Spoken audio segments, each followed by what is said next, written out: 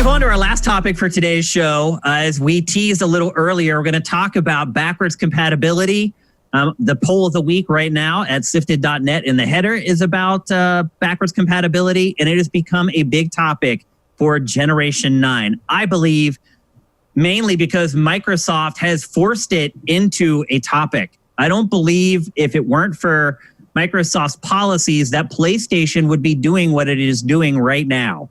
I think it would have been very happy to just be like, PlayStation 4 games live on PS4, buy a frickin' PS5 to play PS5 games. But Microsoft has changed that conversation, and I believe forced Sony's hand into a more consumer-friendly position. So bottom line, all of this is good for everybody. Whether you're an Xbox fan or a PlayStation fan, this is another case where all boats are going to rise. The competition is going to force each one to get better.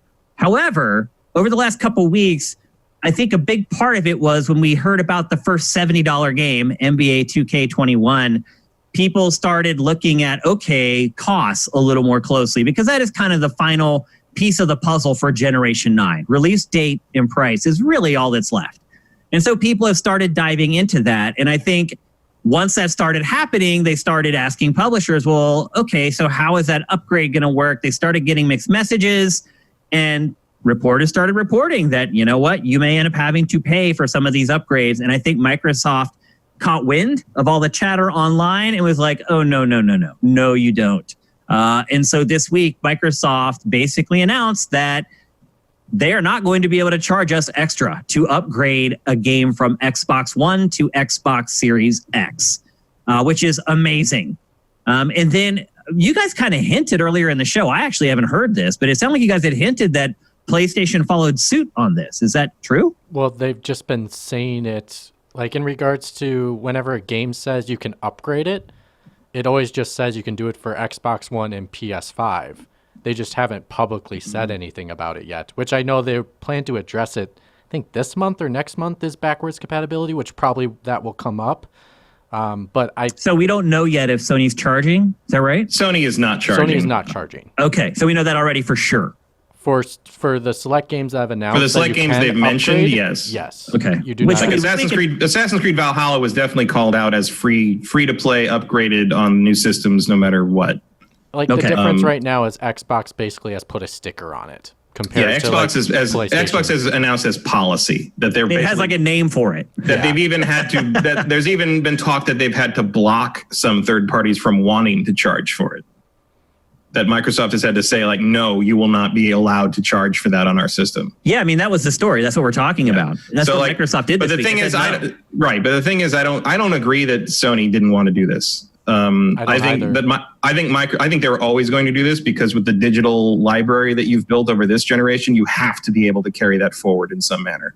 I think Sony has greatly expanded their plans for it in response to what Microsoft is doing. I think you wouldn't be getting like what Cerny was talking about with like, oh, just about everything will work, but we're focusing on the 100 most popular ones. I think if Microsoft hadn't made these moves, you'd be getting the 100 most popular ones as backwards compatible, and that's it. I think you're right in that Sony's had to dive in on this much more robustly than they would have otherwise. Microsoft has pushed this issue forward in a way that I don't think they expected. And I think, like you said, it's good for everybody. But Microsoft is really going in hard on this one, and I'm a little. Why do you think that is? I don't know. I was about to say I'm a little surprised by that. Part of it might just be that it's one of the most successful software moves they've had on the Xbox One. It's probably the only good press they got from Xbox One. Yeah, I mean they've handled it really well. But it's true. So you might as well double down on that, especially in the early days where you're not going to have a lot of new software to sell to people. Well, and they haven't had and they're doing the whole cross-platform thing like crazy anyway, so they might as well just go all in, I guess. I mean, it's kind of a case that Microsoft just doesn't have anything else really to talk about right now. I mean, it's something to say that you have while you're waiting for all those new game developers you just bought to get done with their projects. I think that's sort of where you are. And hell, if you can release a Kingdoms of Amalur remaster, you can brag about being able to play original Xbox games on this thing. Screw it. Who knows? How much does this even matter? Dude, I don't think it matters that much in terms of deciding to buy a system. Like, again, we have a poll up right now. Go be a part of it. I want to know what you guys think about this. Like, or does it matter that much to you guys? Like, I got to see the first couple responses before the show started, and one of the first votes was for this is like a determinant for me for next gen. One of the very first votes. But yeah, well, see, I think it depends what you're talking about. Like, if you're talking about like being able to play Ninja Gaiden 2 on my Xbox Series X, is that a big deal? Not really. But playing all the other Xbox One games I own and carrying all that forward, playing like Red Dead Redemption 2 and all these other games I've spent all this money on digitally and don't own physical copies of to carry that forward to the next system, that is absolutely essential. I think that's why this is all happening. For every little dinky like indie game. Yes. Yeah? That's a lot of work, man. How many games have been released for PS4? A lot. 1,000 at this point, I guess. More than that, I think. You think?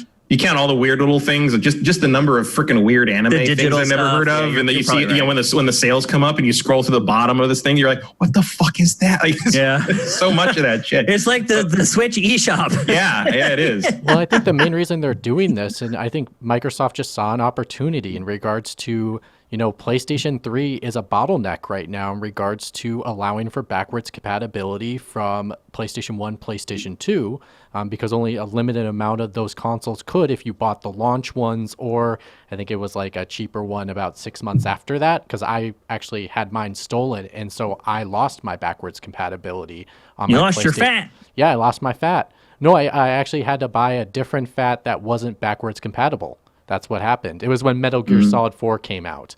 This is total non sequitur. But do you remember that dude that was like maybe the first ever viral gaming thing?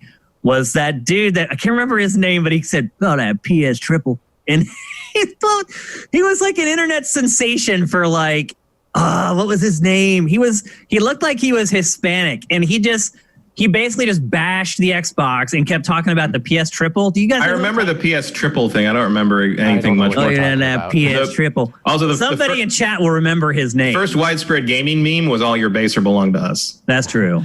Yeah, that's definitely true. But yeah, anyways, for that, not the Chad Warren. There it is. Kelvin got it. Kelvin's got it. There he is. Chad Warren. That was. You guys remember him? There it is. Yeah. Reasons why the PS triple makes me hard. That is in fact. Yes, I remember that. That all ended up being fake, by the way. You guys know that probably now. Of course.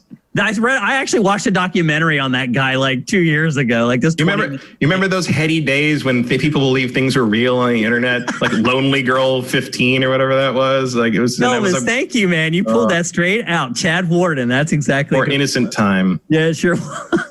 People hated him so much. And he just played with them, man. He was just trolling them so hard. It was so great. But anyway, it's the old F the Oscars guy. Fire Native is like, is it the F the Oscars guy? No, it's the old version of the F the Oscars guy. Same lineage, though. Yeah, exactly. It's like he's the forefather. Chad Warren is the forefather of Oscars guy. Okay, go ahead, Mitch. Sorry. That's okay. What I was trying to get at basically was that Microsoft saw an opportunity because there's a limit right now. PlayStation 3 cannot be backwards compatible on PS4. And so I think they saw an opportunity to say, hey, we can provide a service, a system that can provide all our back catalog, and Sony can't do that. That's something we can differentiate ourselves from. And I think since it's been such a popular thing, I think they've just been doubling down even more on it, because now that the PlayStation 4 got its moment, I think they're thinking, are they going to do that again? And if so, they have an advantage. Well, I think you're right in that, but I think the strategy is even wider than that, in the sense that I think what Microsoft is trying to do here is reinvent console generations as phone style updates, where you just have an iPhone, you just have an Android, you have a Galaxy, and you get the next version as they come out, and you don't really need to make a big production out of it. It's just that's the next Xbox. And so I think what they'd like to do is have it be so that the Xbox is just the Xbox. And I think I read this week the box art for Xbox Series X. It just says Xbox. Xbox. And so this is just the Xbox. The Xbox. This is the Series X version of the Xbox. This Xbox can play all the Xbox games, going all the way back to the original Xbox. Like you say, the complete experience of the Xbox is going to be in this one box, going all the way back to the year 2001. And like you're right, Sony can never claim that because the PlayStation 3 is going to be such a problem. It's good old Ken Kutaragi, that freaking cell processor. And I'll bet you they got Cerny at least advising. I bet he doesn't care because he doesn't want to go backwards. He doesn't like to look to the past. Yeah. He wants to move forward. But I bet they've got him advising begrudgingly on trying to get a working PS3 emulator working on this thing. Yep, which is I mean, emulators for the PS3 do exist for the PC. They're not good, but they're there. You could theoretically do it if you certainly have people who know the cell tech well enough, maybe. Which you should. But that is a big deal, and that is also, look, if you want to consider this a war, a console war, a war between businesses, between corporations, you are forcing Sony to spend time and manpower and money to figure this thing out that they wouldn't have to do if you hadn't made them do it. Yeah, especially now where they need that time, where Microsoft needs time to get these games cooking in the oven. They need Sony to not start making these titles like we have Ghost of Tsushima out in a couple days. What does Microsoft have? Nothing at the moment, unfortunately. Yep. So let's talk about how much it matters. You're going to see that because Microsoft has kind of found a way to make Sony have to play catch up on kind of a pretty irrelevant issue to some it's funny. degree. Yeah, but they're making them chase their tail. Talking point. It's still a talking point, but kind of despite itself. So it's interesting. It's an interesting strategy, and I think you're both right in that it's kind of all they have. But it seems like it's working a little bit. Well, a little bit. Sticker on it, that's. Let's get to that though. How much does this really matter? Because I'll just be honest. To me, it matters zero. I don't agree with that. I don't think it does matter zero to you. Well, I chose the next to last option. It's nice. I'll probably never use it. Was the response that I chose. You'd be okay if every PS4 game you have disappeared when you bought a PS5. None of that carried forward. No, I'd be pissed off, but in actuality and reality, it probably wouldn't matter because I really never play old games, hardly ever. I used the backwards compatibility on my PS3 5 times. I checked it on my Xbox One to just see how it worked. I put an old disc in. I was like, oh, that's cool. I can put my disc in and it works and it looks a little better. But it's not a feature that I actually use. I just always have to keep moving on to the next game that I just don't have time to go back and play old ones. So it really has very little value for me, but I also appreciate that I am an anomaly and I am very different from the average consumer. So how much do you think it does matter to the average person who's just been buying games all along? And I think that matters a lot. Catalog. Yeah. Even if it's just a reception thing, even if they never go back and play. That's key, I think. Even if they never go back and play After Party again. Right. They pay $20 for it and they don't want to lose it when they get this new system, especially because so many people do trade their old systems in. I never get rid of hardware, but I'm not.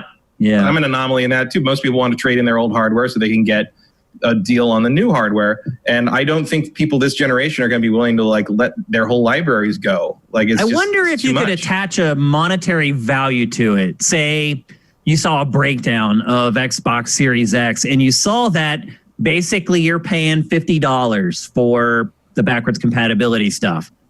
Would you? Would you be okay with that? Or would you suddenly be like, you know what? I'd rather have the $50 cheaper version.